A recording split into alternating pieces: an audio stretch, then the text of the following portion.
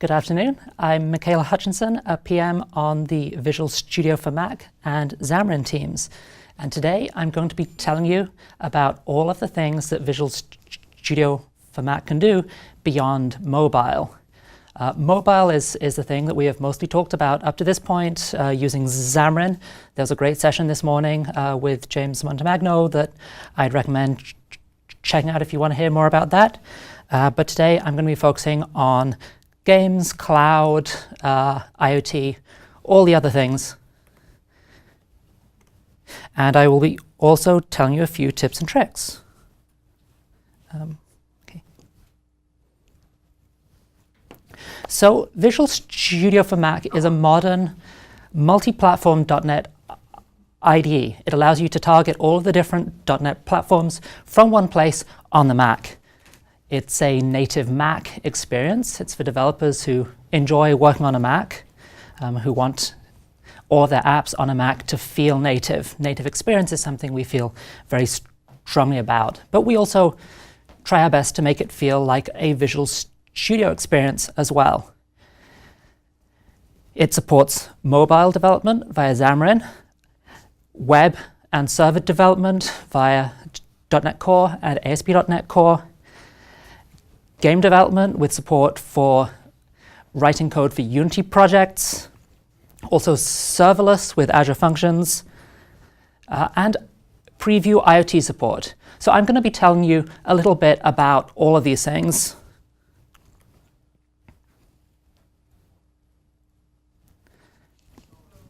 First and foremost, it is a .NET IDE.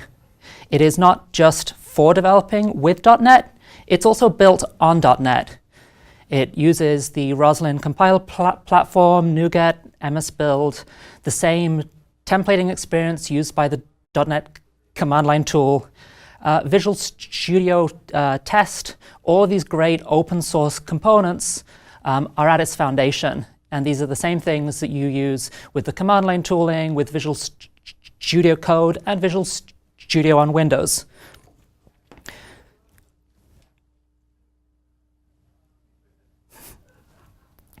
It also has full support for the .NET standard. This gives you access to a huge ecosystem of libraries via NuGet, and it's also a fantastic way for sharing code between the different platforms that you're targeting. You can share code between your Xamarin apps, your .NET Core apps, your ASP.NET Core, and at some point in the near future, also Unity.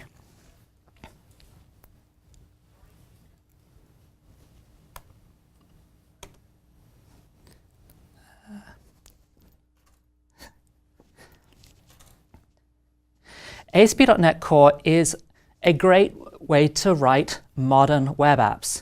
It is fast, it's open source, it supports all of the modern development paradigms. It's great for ASP.NET websites and cloud backends for your mobile apps too.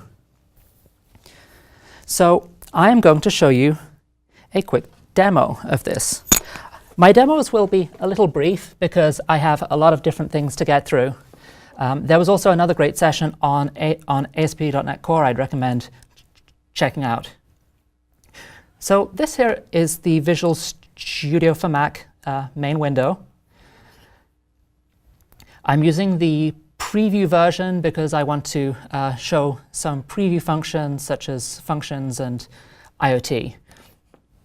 So from here, I'm going to do File, New Project. And here you can see all of the different platforms that are supported. You have these great multi-platform app templates here, which create mobile apps for iOS and Android, and also create a .NET Core backend for that. I'm going to start by taking a quick look at that. So we'll be using Xamarin Forms.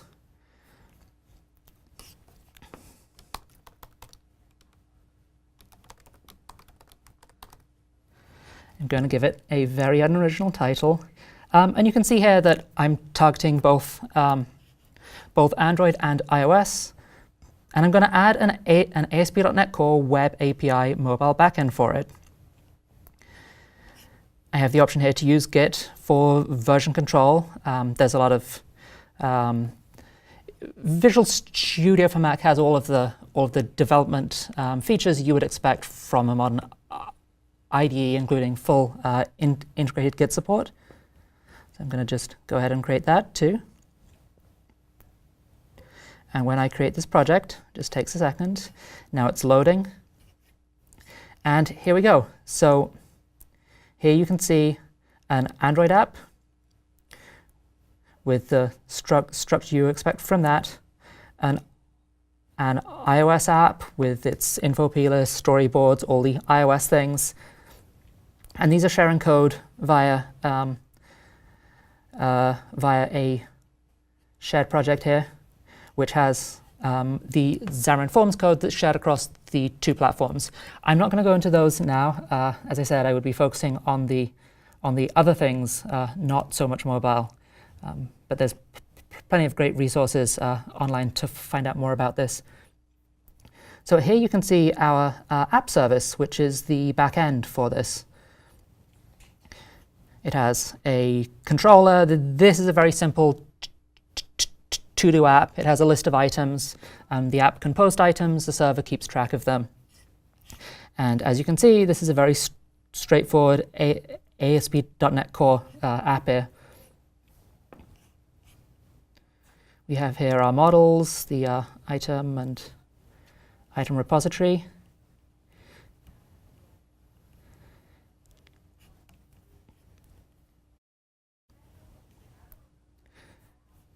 And I'm going to just show one of my favorite features here, which is that you can actually set up your project using run configurations to actually launch both your mobile app and your backend at the same time. So I'm going to go to the solution options here and look at the configurations. Go down to the run configurations here. I'm going to create a new run configuration called app and backend. Create that.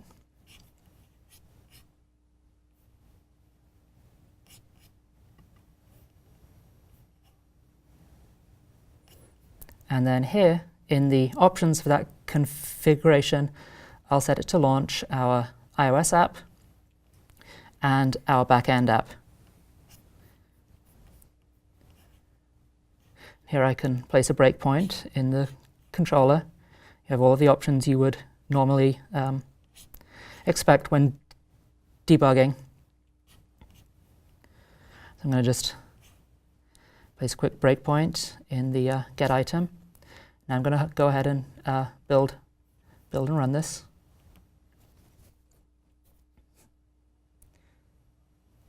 So while it's building, you can see here that if you tried out Visual Studio for Mac, this doesn't look quite like you get it out of the box. I've changed the way that the editor looks with a dark theme, because I like that's my personal preference. We have a huge range of themes that you can choose from that you can see here, and there's a sort of live preview. So you can just, like, as you cycle through, you can see all of the different themes. But that one there is my favorite. I've also enabled some additional things like visualization of white space, changed lines, code folding, a few things that are off by default because they complicate the experience a little, but I personally find them very, very useful, and I'd recommend looking around the options and trying a few of them out. And if you have any questions, feel free to send me questions. I'm happy to provide more tips and tricks. So here's a simulator. I click on that. Okay, that does not seem right.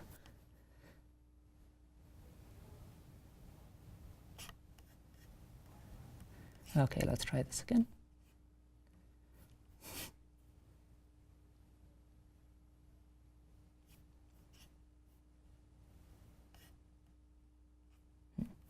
I think that's the problem with having so many demos. It's easy to forget things. I think somewhere in here there might be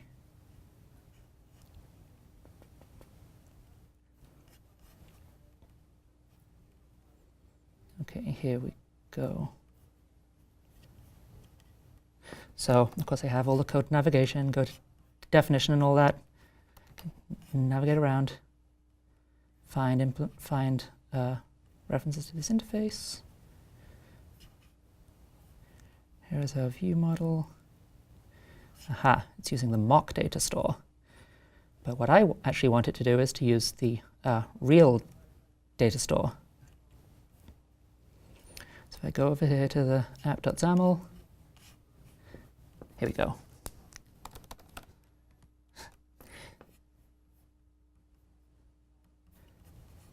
Run that again, and now it's going to actually use the service.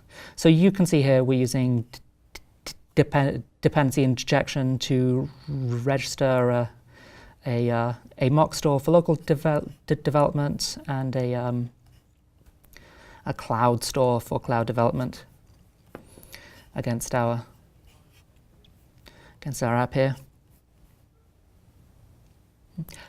Okay, that would help. I also need to set it to actually use that run configuration there. There we go. Now it's going to actually launch the server.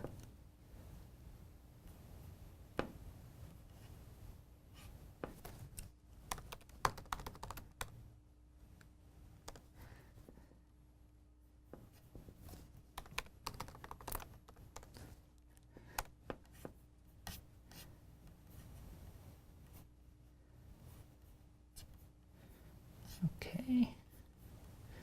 Now why is it not debugging that?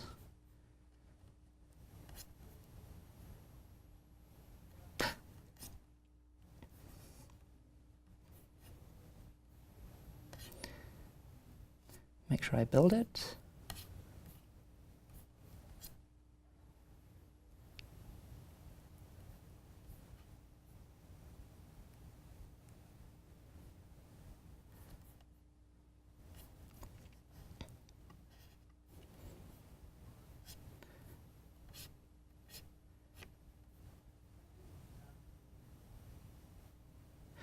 Okay, looks like the app had trouble connecting to the service there. That was most likely because the service wasn't actually running.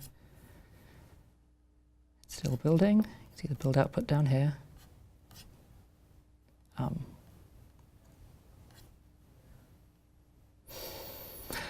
Okay, this will teach me not to update things right before I do a demo.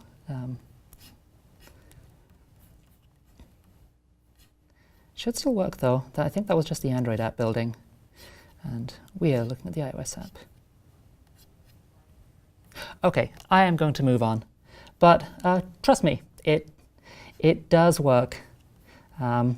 This is also the perils of working with preview bits as well. I do strongly encourage you all to try out our previews, but I would also recommend keeping the non-preview bits side by side. As you can see down here, I have two copies of Visual Studio installed. One of them is the stable one, and one of them I renamed to preview and updated to the preview version. So I'm using the preview version right now. Oh.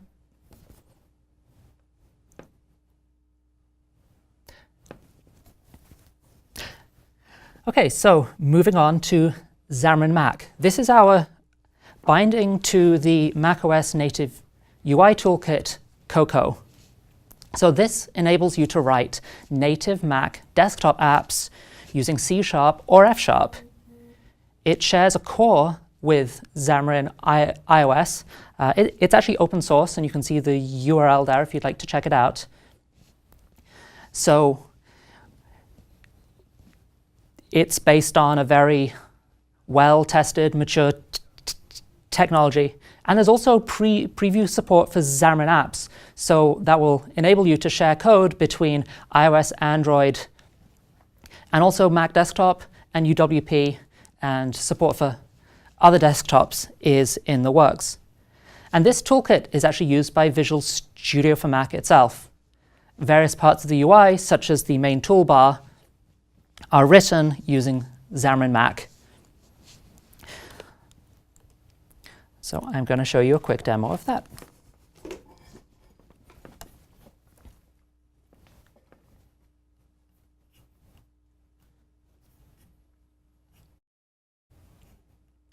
Now again, I'm going to do File, New Project. You can see here also, in addition to app, so we have a range of templates for creating Mac apps. You can also create various types of games, sprite kit and scene kit games. But I'm going to go ahead and create a basic Cocoa app. You can see also here there's support for F#. I'm not really an F# user. I hear that it is a wonderful language, but I have not yet had time to get to grips with it.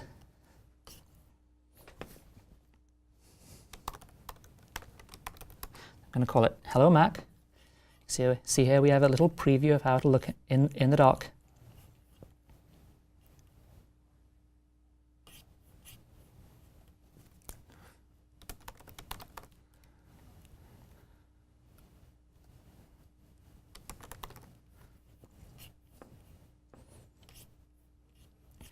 And here is our new Cocoa app.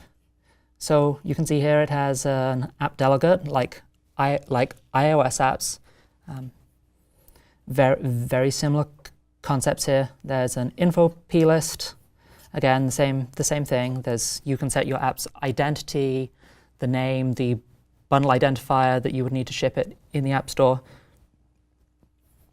There's also support for registering your app to handle various kinds of URLs if you need to do that. And if you want to edit the raw plist, you can do that here.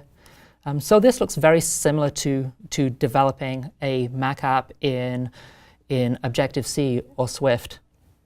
And here in our view controller, you can see it's inheriting an NSView controller.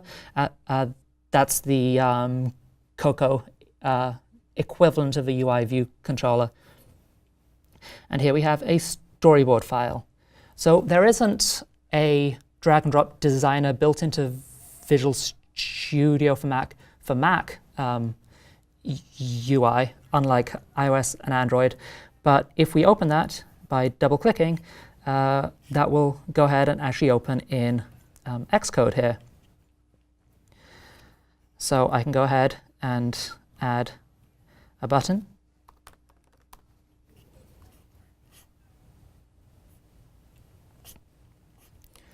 To the middle of my view controller here, with a nice big button.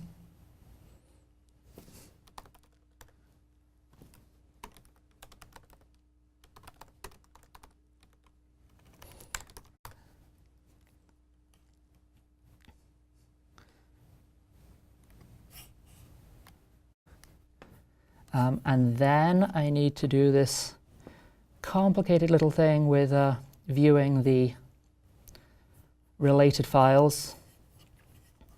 So I'm going to go ahead and pick this. This is how the designers work in Xcode. It's a little unintuitive if you haven't used it before.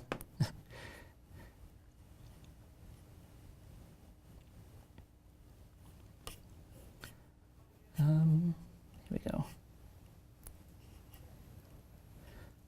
Here's our view controller. There we go. Okay. Not sure why it's not picking up my file, but I can pick it manually. Go ahead over to the view controller here. And then I control drag this button and drop an.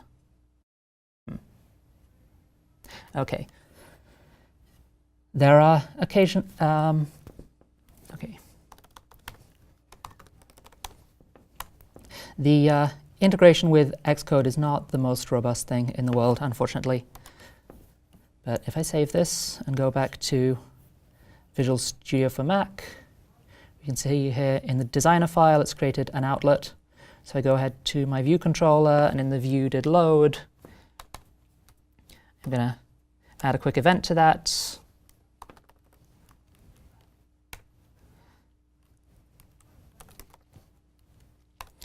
to the activated event.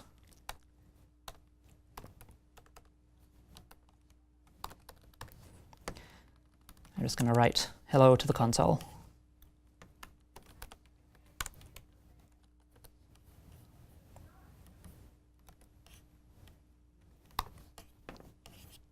And I'm going to go ahead and run this.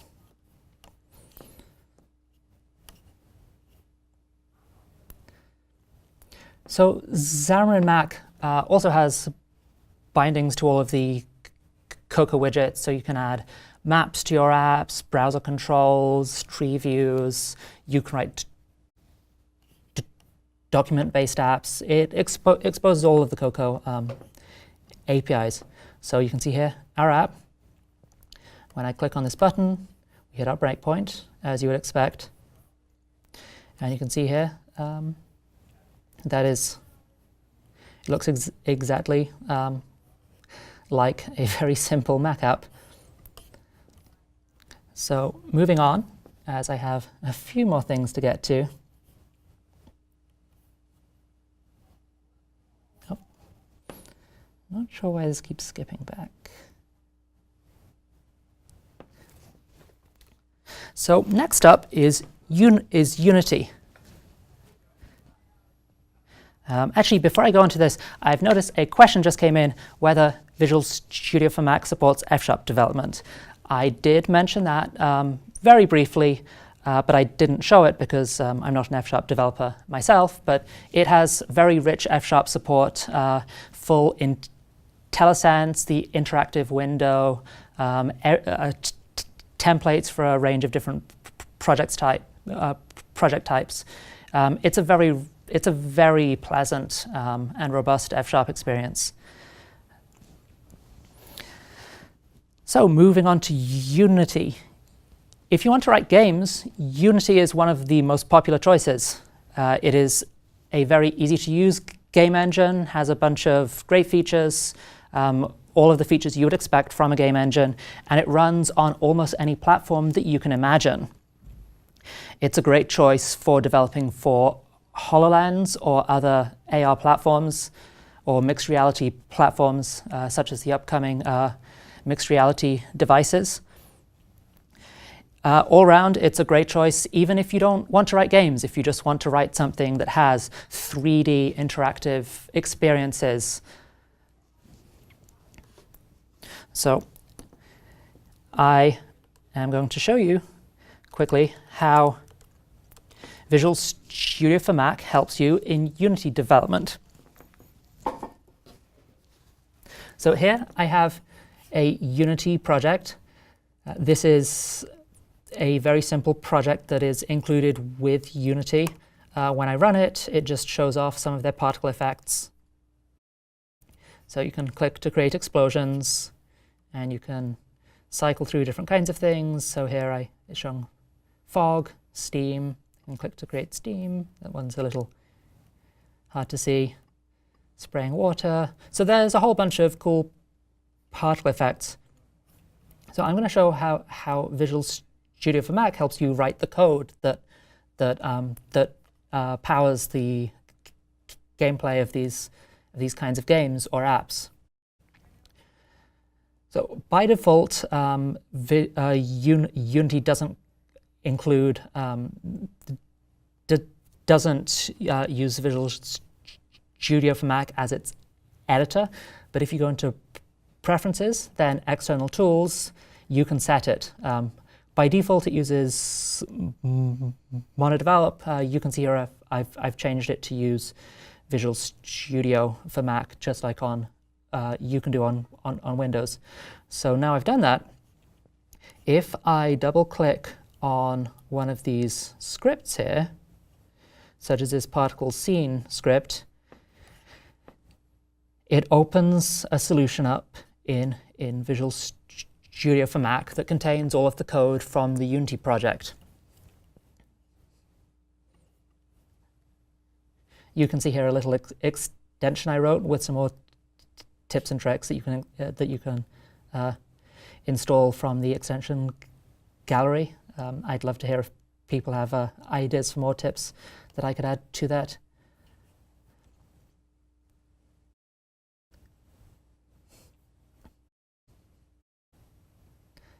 So once it's loaded, you can see here is that file that we saw in the Unity project. It just navigated straight to that, and I can actually attach this to Unity here. So I click Run. It just attaches straight to Unity. Okay, that is not expected.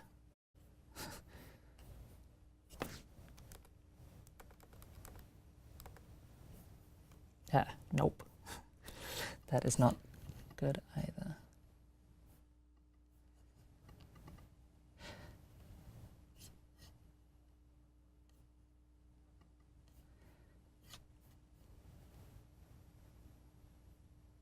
Okay, I'm going to briefly switch networks. Looks like one of my apps needs internet access. I have a very cool demo to show in a bit, which is IoT support. And that doesn't work very well when it's connected to Wi-Fi. It works much better when I have it connected to a little hotspot.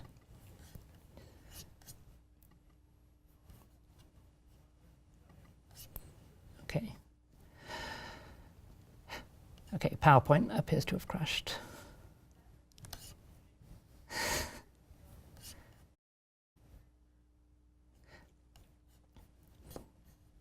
Okay, so I'll just open this up again, take a quick look at that. Hopefully it works this time. It looks like there was actually a null reference exception in the scene control file itself. Okay, there we go.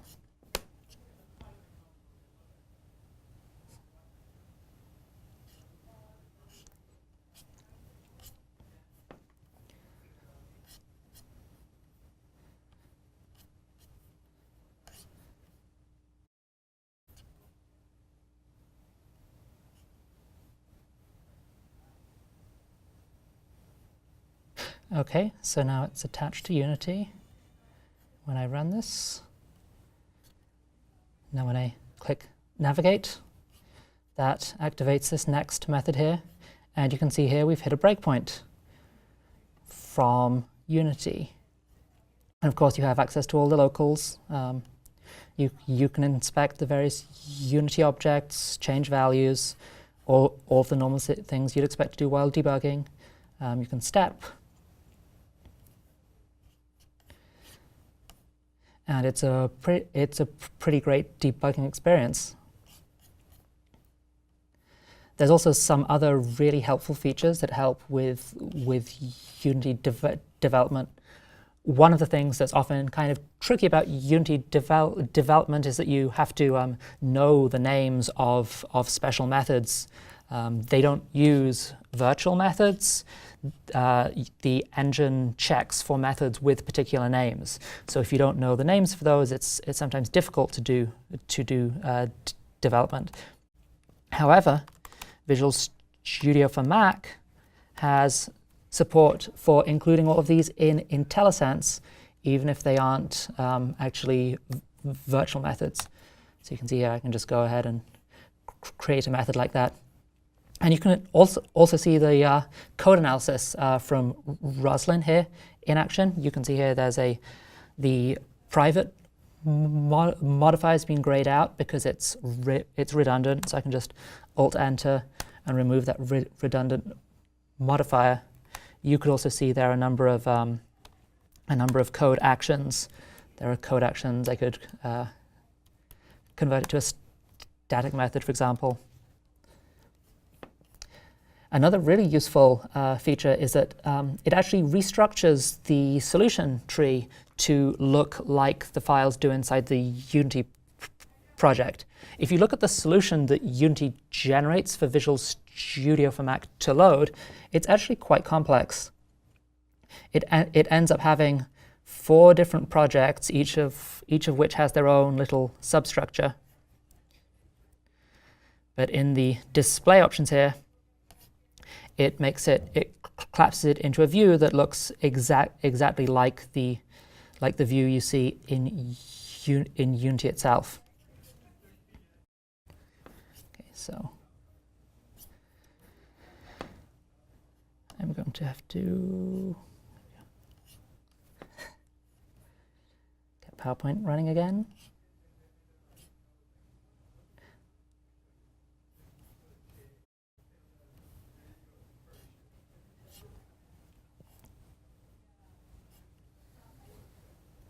And Azure Functions.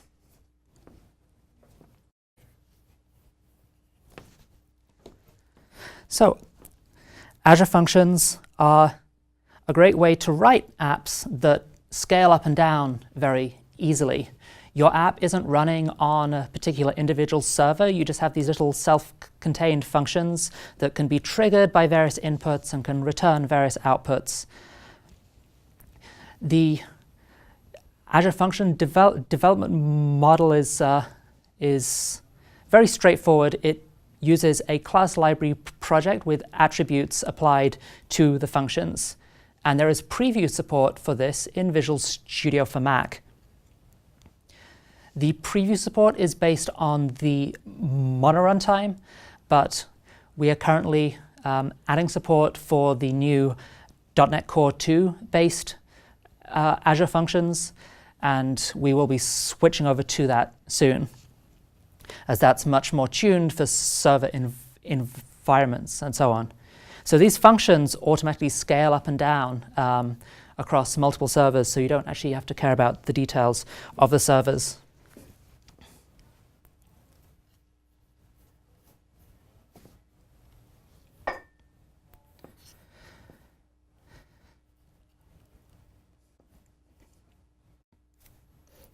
Fortunately, I created an Azure Functions example already, because I'm running a little bit behind. So here we have a Functions app.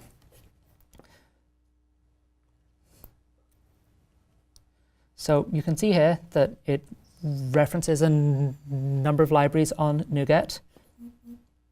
The project itself, if you look at the source code of the project, is actually a modern SDK-style project using package references and so on, just like .NET Core and .NET Standard projects.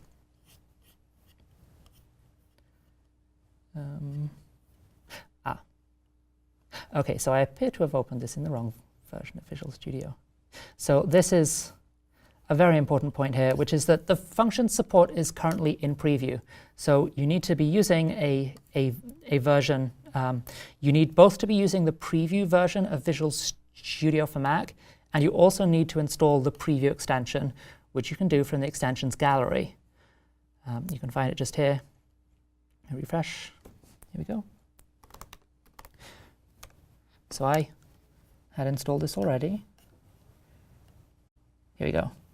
So I installed that already. So when I open the functions project in this, it actually has the option to run it, which I didn't while I had it open in the stable version. So this is a very straightforward function. It's just a hello world function that takes a name parameter and returns hello name.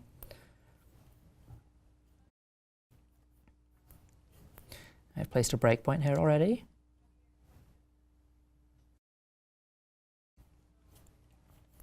It's running, and you can see here in the application output down here, it's started the function running. There's a lot of debug output. So we can see here that the function has been detected from this function name attribute that we applied to the static method. And here is where the function is hosted. So it is on localhost 7071 API hello. I'm gonna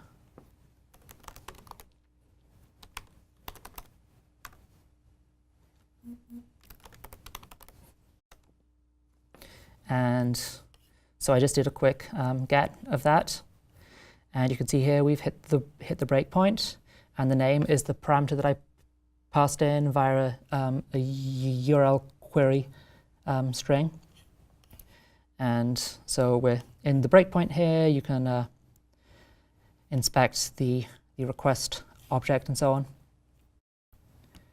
And when I return, you can see that it returned a file. Actually, curl would have been a better option for that, because it downloaded a file. There we go. If I run this again, here we go. So you see the actual string that it returned in the response of that HTTP call. And so this is fully local debugging, but you can upload these to Azure and it'll just scale out. You can have, it can trigger on, for example, event bus messages. It can output objects to blob storage. You can set up these really complex webs of functions that trigger each other and build very complex apps that aren't bound to individual servers.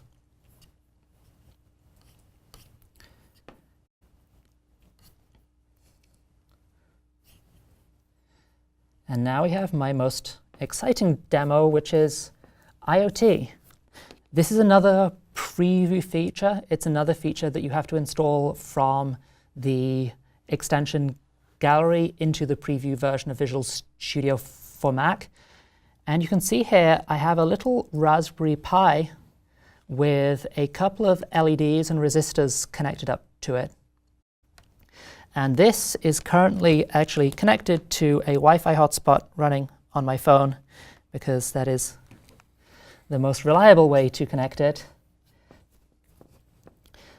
So this adds a new project type to Visual Studio for Mac, and we also have an extension for Visual Studio for Windows as well, which isn't available right now, but that will be available soon.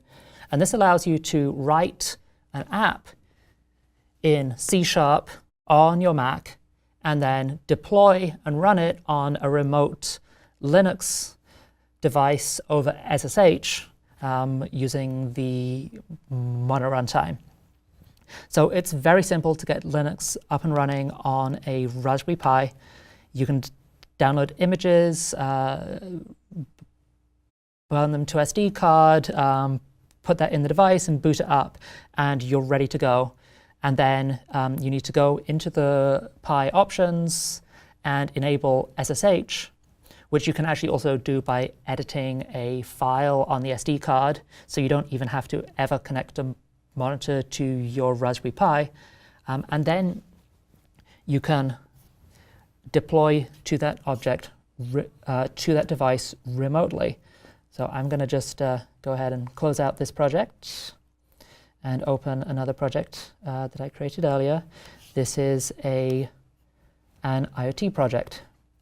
Now, again, I had to install this from extensions, and that added a new template, so I could go here and create an IoT console app.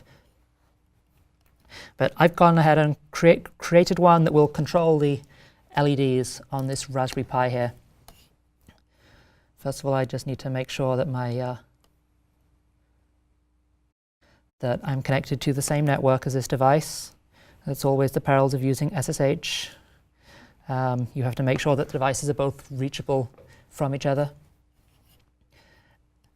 And now you can see it's connected to this Raspberry Pi device on the local network. It actually automatically detects the devices from the way, because they advertise on zeroconf.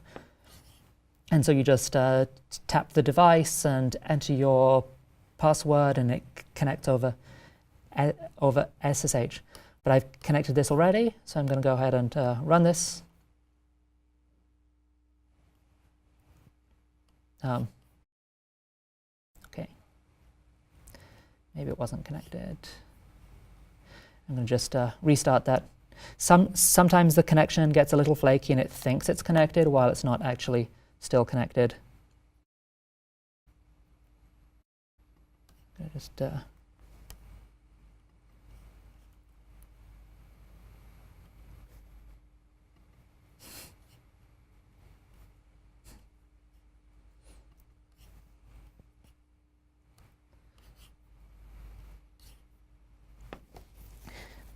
once you've developed your IoT app, you can also use MKBundle.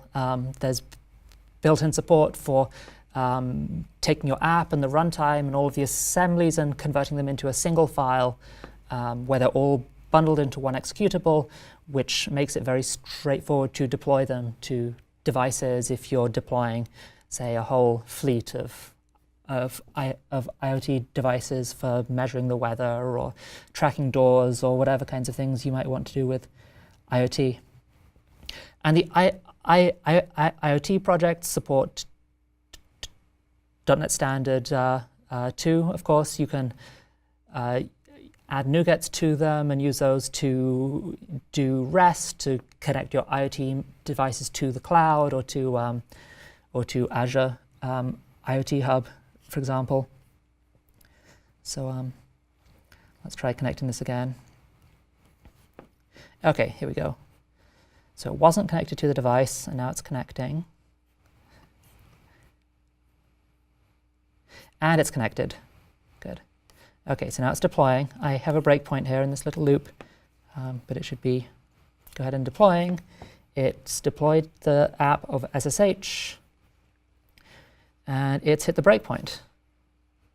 So we can see here we have these various pins. So it's just there's just a little loop here that is turning the LEDs off off and on one by one.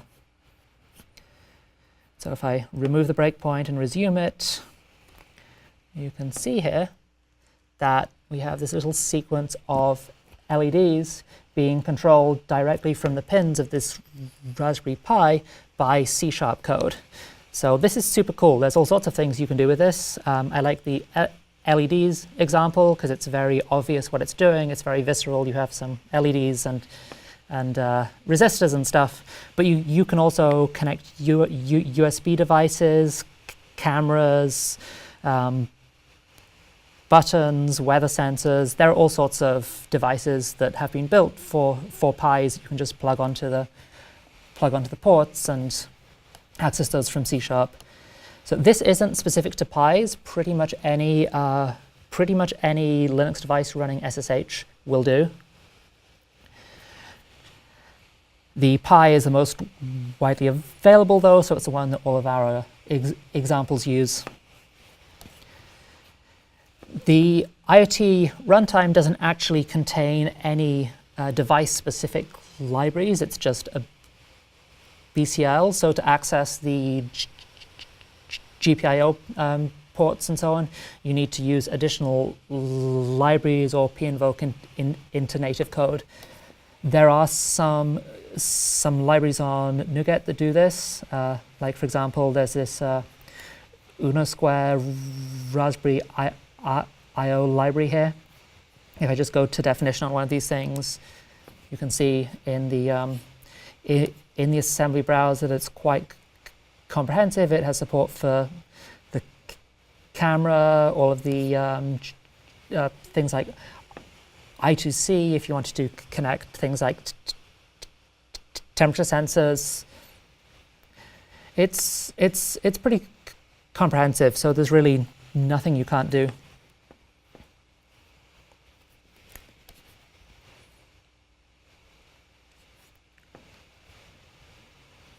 I'm gonna just okay.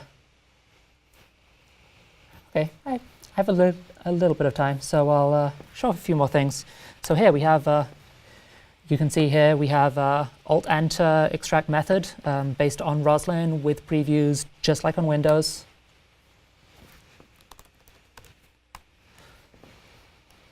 You can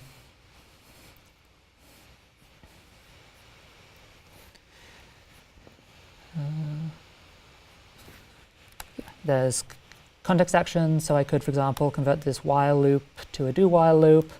There's literally hundreds and hundreds of these things. You can see in preferences here, in source analysis. This is all of the issues that it can detect and in many cases fix. There's also all of these context actions. Alt-Enter is my favorite keyboard shortcut.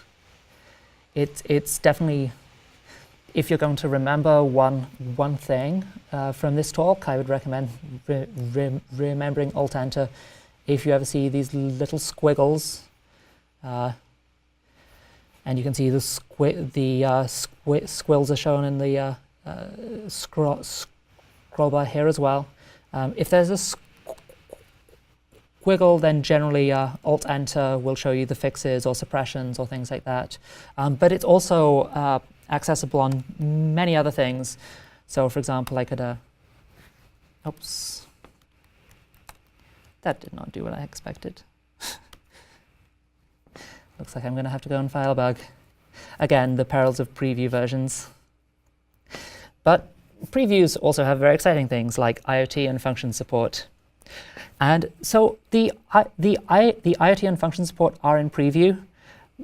We would love to hear what you think of them if you try them out.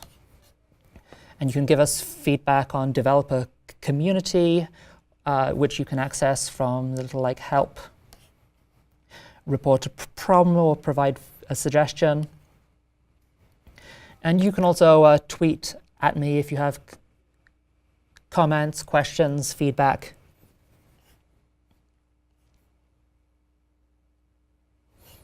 Okay.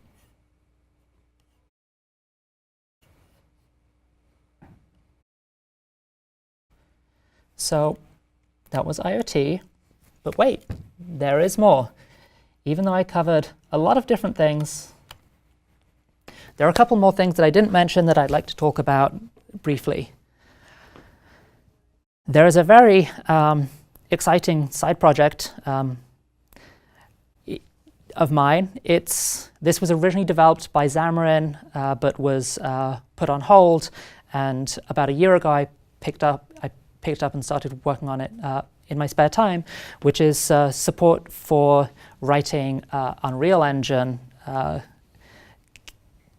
gameplay code in C#. This is fully supported in Visual Studio for Mac. You can open, build the projects, debugging and navigation between VS and the Unreal editor are still in the works, but will be out soon. So this is the other big game engine. It does some things that Unity doesn't, does some things better, some things worse. Some people like it. It's kind of like Windows or Mac. Some people like one, some people like the other.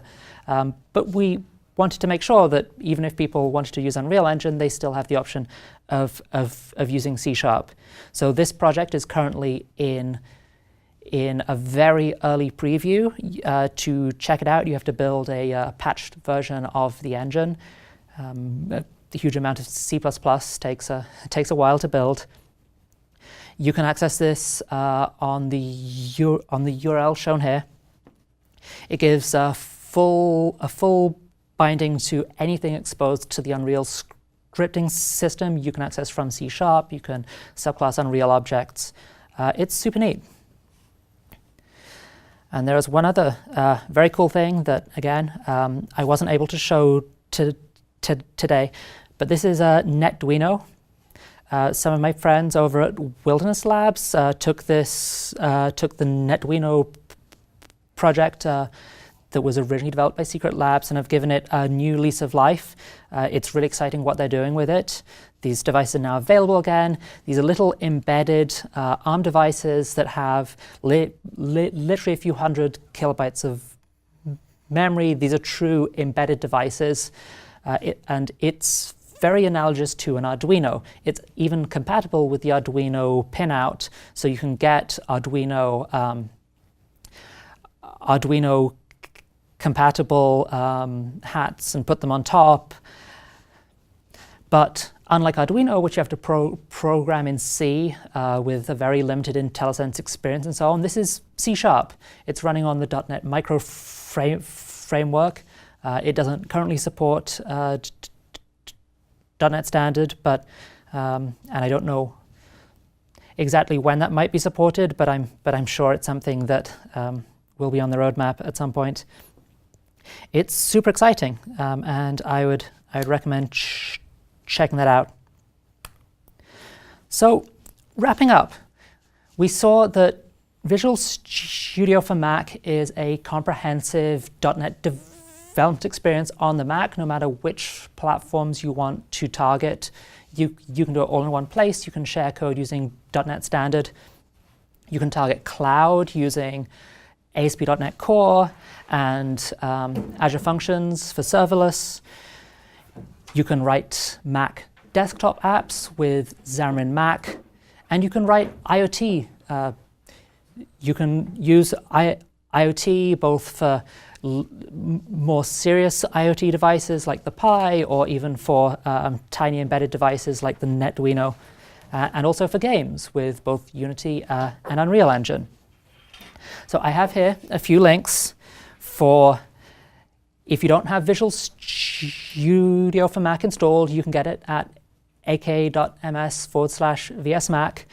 We also have some fantastic docs. Our docs team has done really great work on explaining how to use the various features and the features that are available and so on. And we also have some really great labs that all of the things that I covered very, very briefly today, the labs are detailed walkthroughs of from getting started step by step how to accomplish a task. You can work your way through.